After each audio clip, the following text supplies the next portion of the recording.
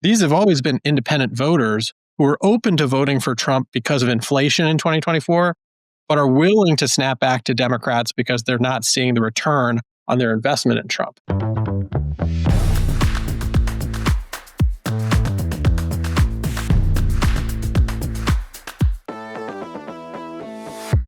Hello, team, and welcome to Bureaucracy. I'm your host, Emily Gross, and I'm very excited today because I have David Wasserman with me, who's the senior editor and elections analyst at the Cook Political Report with Amy Walter, and we're going to be talking all about what the election showed us, where this country might be going, what little hints and peeks and nooks and crannies are hiding, and how democracy is doing. So Dave, thanks for being here. Hey, it's an honor to be with you. And even though I'm a first-time caller, I love the concept. Thank you so much. I always say this podcast is really just for me because I like to drink beer and learn. So, and here's an excuse to do it. So what are we drinking? So, a friend of mine brought over this Shipyard Pumpkinhead, and I have to say, it is one of my favorites. Love. I already have had one of these the other night, and I was looking for an excuse for it to be 5 o'clock somewhere. So thank you. This works. Well, it's 3 o'clock in Chicago, but who's counting? Cheers. So I'm actually breaking my own rules, but because there are no rules because it's my podcast. But I'm drinking Surfside iced tea vodka drink. Oh yeah, it's very trendy. They're quite good.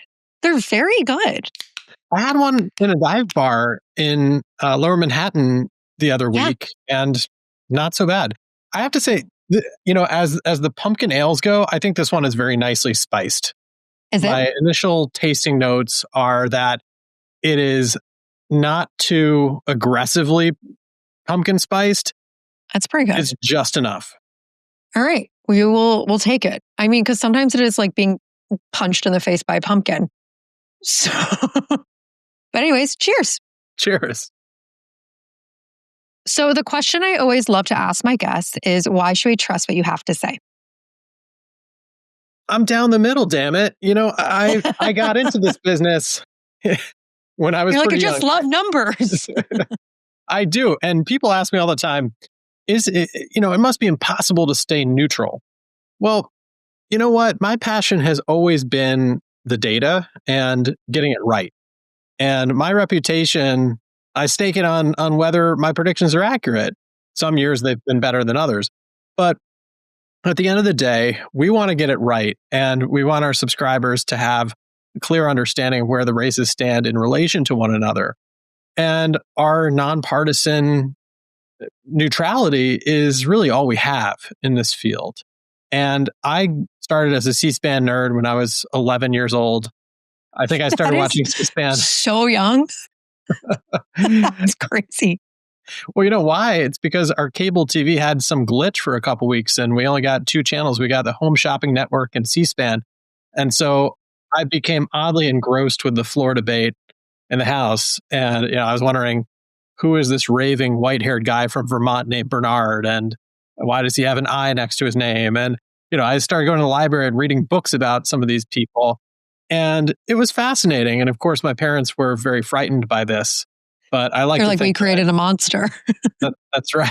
But I like to think I have the last laugh by actually making a living analyzing congressional elections. Yeah, that is so funny. I also love C-SPAN, which I'm like, that's how you know you're in the weeds. If you're like a real politico, if you're like, oh no, I love C-SPAN. But 11 years old is quite insane. But look at you turned it around. So, and you would hope these days that people believe numbers and facts, but sometimes that is something we're fighting for. But I love your commitment to it. And I think it's very important. And I always trust the numbers. I personally, I'm a Democrat, I'm very liberal, right? Have been cringing at the whole every elected official and Democratic strategist being like, it's a blue wave, it's coming, we're back. And I'm like, all right, let's actually unpack some of the things. Yes, Democrats did win in Virginia, New Jersey, and New York City mayoral race, which is where I'm at right now. But I think what we really have to focus on is why they were actually voting the opposite side. Now, correct me if I'm wrong, but it is generally pretty common to see a pendulum effect, right? True.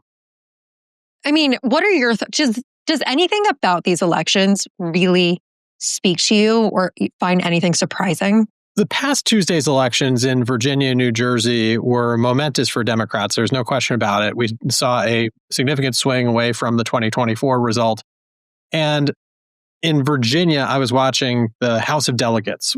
The shiny objects were the gubernatorial races in both Virginia and New Jersey. But I was watching to see how many seats the Democrats would win down ballot. And what I noticed was that Democrats won every single House of Delegates seat that had either voted for Harris or that Trump carried by less than 4.5 points. And Democrats lost every seat that was more than Trump 4.5.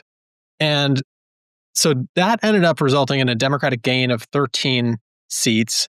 But it wasn't as if Democrats were winning some really Republican districts and falling short in some narrowly divided districts. It was a very linear swing from 2024.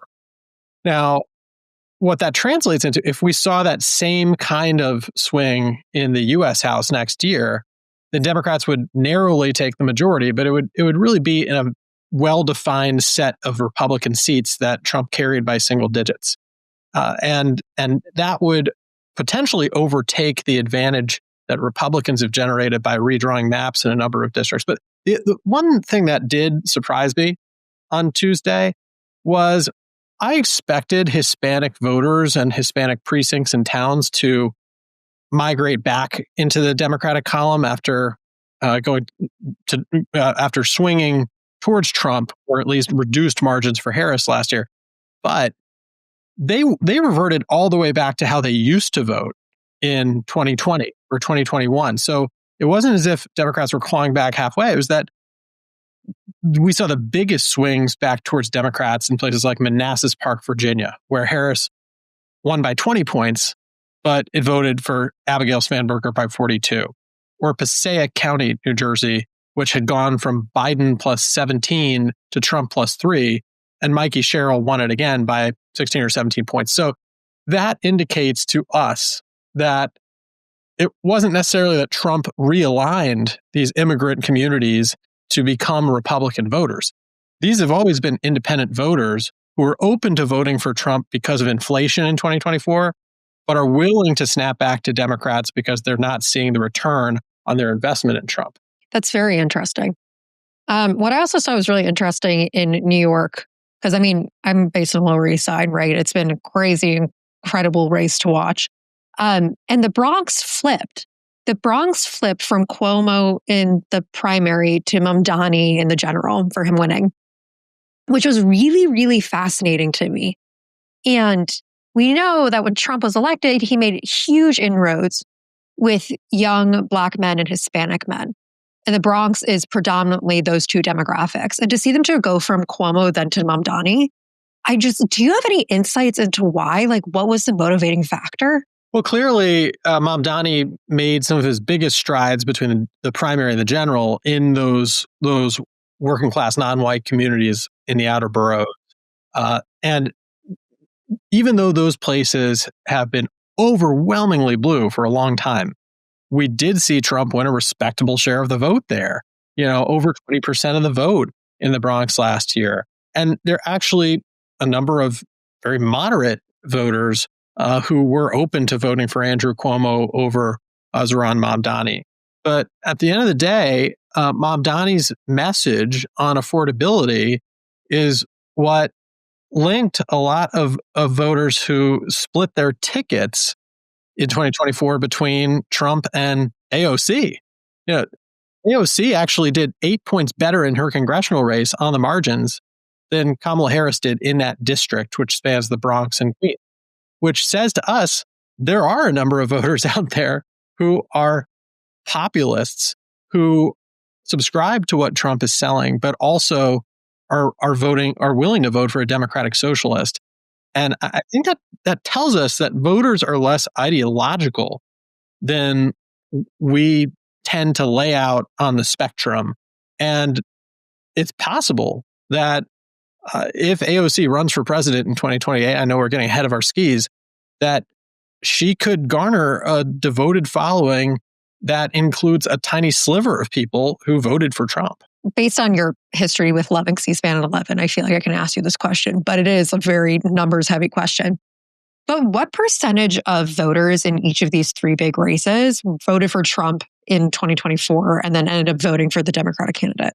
Well, according to the exit poll data, about 7% of Trump supporters ended up switching over to vote for the Democrats in these gubernatorial races.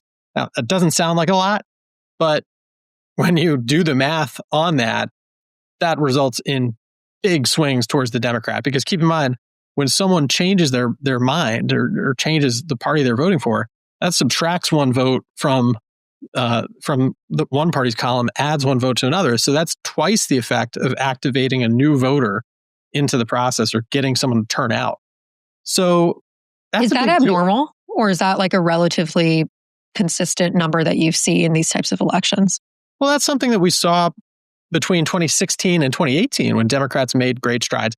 I think overall, the margins that we saw for these Democrats had more to do with the fact that Democrats are highly motivated to vote and Republicans are just not matching that intensity level. But there was an element of persuasion here. Nate Cohn laid this out pretty eloquently in a piece he wrote in the Upshot that led to the result that we saw. And typically, when you have an unpopular president who's sitting at 42, 43% approval, and you have a lot of anger towards that president, not only is there differential turnout, but you also see independents abandoning the president that they may have supported casually in the most recent presidential election, going to the other side. And that could cause a number of seats to be in jeopardy for Republicans. So I'm trying to get, how happy should I be? Like, listen, immediate sense, I'm very pleased. But you also said, when the midterms come around, right, this is kind of testing ground for the midterms. But even if things were to continue in this same sense, it would be a very small majority for Democrats. How, and obviously we can expect Republican messaging to change based on the information, what we've learned, which is affordability is still like the primary voting concern. How excited am I allowed to be? Well, it depends whether you are excited for 2026 and the potential for Democrats to take back the House, which I think you should be cautiously optimistic, or whether you'd be expecting some kind of policy reorientation from the White House as a result of these Republicans. Oh yeah, I'm not expecting that. I don't think will occur. And in fact, it's kind of ironic that in the wake of a big Democratic victory, we're not really seeing more negotiation on the Republican side. There's more talk of Democrats in the Senate agreeing to end the government shutdown in exchange for a promise on a vote on extending Obamacare subsidies. And it's not as if the White House is feeling the pain, because they've written this off, at least publicly, as two blue states acting blue. Now, if there's a warning here for Republicans specific to the messaging, it's that take Winsome Earl Sears in Virginia, who was abandoned by Trump largely. Her ads just hammered transgender issues and attacked Abigail Spanberger, the Democrat, over trans people in women's sports. That didn't even register for voters in exit polls. And even the White House political director admitted that it was issue number 5 for a lot of voters. So I don't think it has the currency or potency that the White House is hoping for to take away from voters' concerns about the economy and cost of living, particularly amid tariffs and rising healthcare costs. What's interesting is I found that immigration was not super high up on a lot of voters' exit polls, which has been I would argue, one of the preeminent campaigns behind the Trump administration. What do you make of that? do you think people are fed up? Do you think they're upset with the level of the degree that has happened? I mean, is there any type of data showing any insights into why that might be? I think the president and Republicans would still prefer to run on the border and immigration than the economy, where the president has tried hard to shift perceptions by, for example, replacing the Bureau of Labor Statistics director, pressuring the Fed to cut interest rates, but voters still are not seeing relief at the grocery store. They'd rather talk about Democrats' unwillingness to enforce immigration laws and their efforts to basically shut down the southern border. But in these blue states in particular, and in the mayoral election, one of the big reasons we saw an unusually high participation among Gen Z voters, 18 to 29-year-olds, who made up a bigger share of the 2025 electorate in New York City than 2024. You almost never see that happen. Yeah. Is not future of democracy issues, as many base Democrats want to believe young voters are motivated by. No, it had everything to do with affordability and immigrants' rights. And I think those were two big rallying cries when the focus in that immigration sphere shifts from border security to indiscriminate ICE raids. That's when public opinion starts to move in Democrats' favor. It is very interesting. I mean, the Democrats took one out of the Trump running playlist, right? I mean, I have been screaming it from the rooftops. One of the main reasons why there's a shit ton of reasons why, but one of the main reasons why I thought Harris lost the election was Democrats focused on threat to democracy and also threat to like women's health and rights, right? Which huge, important, very important, but also only impacts 50% of the country, right? And it doesn't even have as drastic of impact on many states in this country, right? And Trump's a populist candidate, and he focused so much on affordability, right? And safety and whatnot. And now we saw Democrats take one out of the playbook and they're like, let's talk about affordability, right? And I think even Vivek Ramaswamy made a video talking about one of the two reasons why he thought that Republicans lost. And one of the big ones was not talking about affordability. How do you think the midterm, I mean, you've talked about the midterms a bit, but like, how do you think they're going to play out on a national level? It depends on whether we're talking about House or Senate. Let's talk about Senate. Down ballot races. So the Senate is a different order of magnitude, degree of difficulty for Democrats, because to win the Senate, they not only have to sweep the competitive states by the electoral college numbers, Maine, North Carolina, Michigan, Georgia, and Democrats are on defense in two of those races. They have to defend John Ossoff in Georgia. They have to defend the open seat that Gary Peters is leaving in Michigan. But they have to go into deep red territory. They have to win Ohio and Iowa. And if they lose any of those, then they have to go even deeper into, say, Alaska or Texas. These are places that Trump carried by 11 points in the case of Ohio, 13 points Iowa, 14 points Texas. So that's really, really hard, considering even as well as Democrats did on Tuesday, they did not break into territory that red in any down ballot races. So temper expectations in the Senate. However, in the House, a lot of it is going to come down to how the district lines look once this dust settles from the gerrymandering wars. And it's crazy. Sorry, brief interlude into that. It's just wild how we're all just like, no. We're all going to gerrymander the living crap out of this country, and maybe then we'll find some fairness. Like, it's crazy.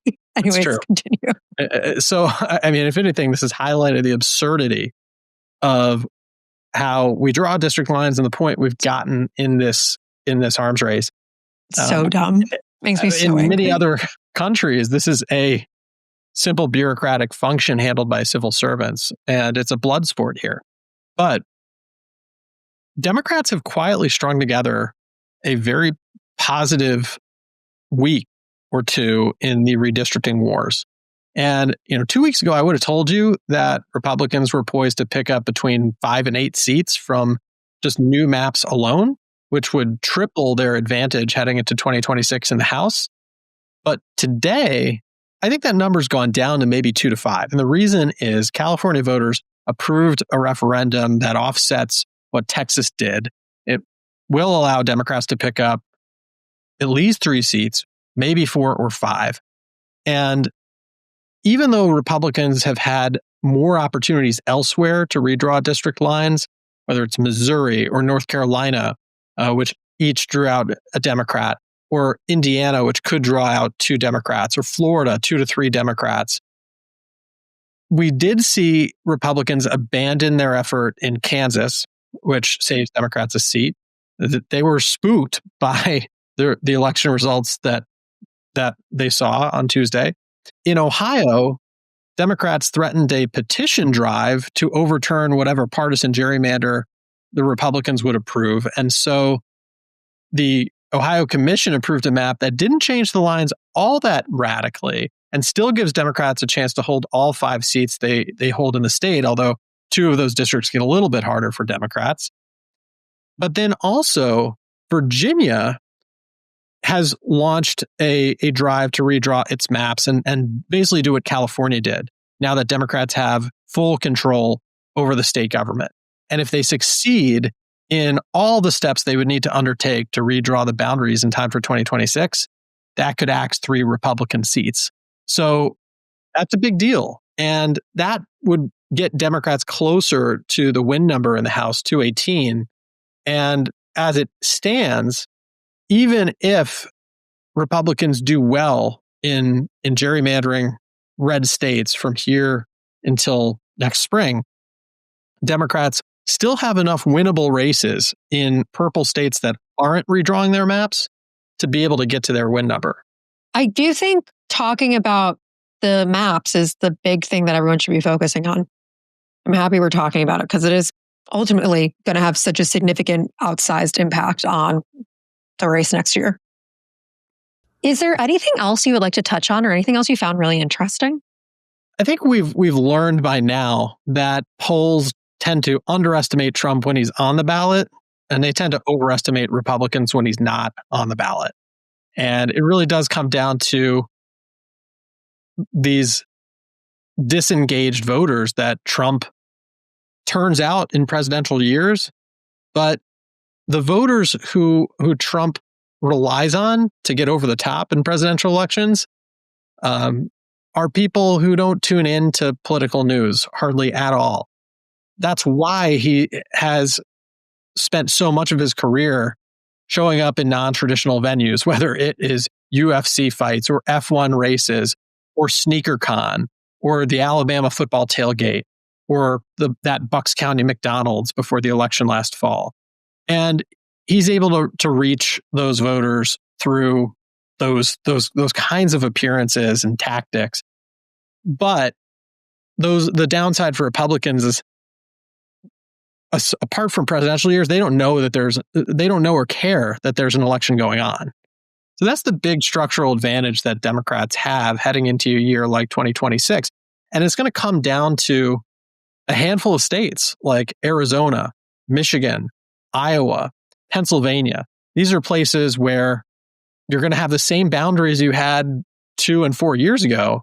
And Democrats have a real opportunity to flip seats that are narrowly divided, but there's a smaller playing field than ever before, which means that those TV stations in those states, they're going to be making a lot of money on ads because you're going to see hundreds of millions of dollars pour into a very narrow slice of the country that will determine who's in control.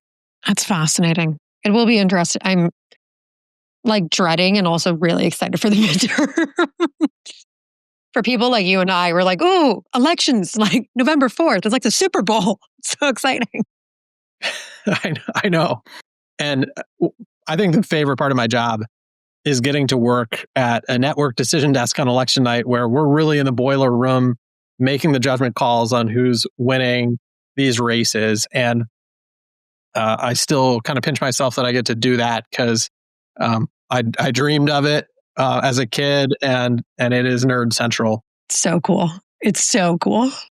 Well, Dave, it's been an absolute pleasure having you on. Thank you so much. Well, thanks for a great excuse to start early on a Friday. Absolutely. Anytime. And I'm your host, Emily Gross. We'll be back next week with another episode of Bureaucracy.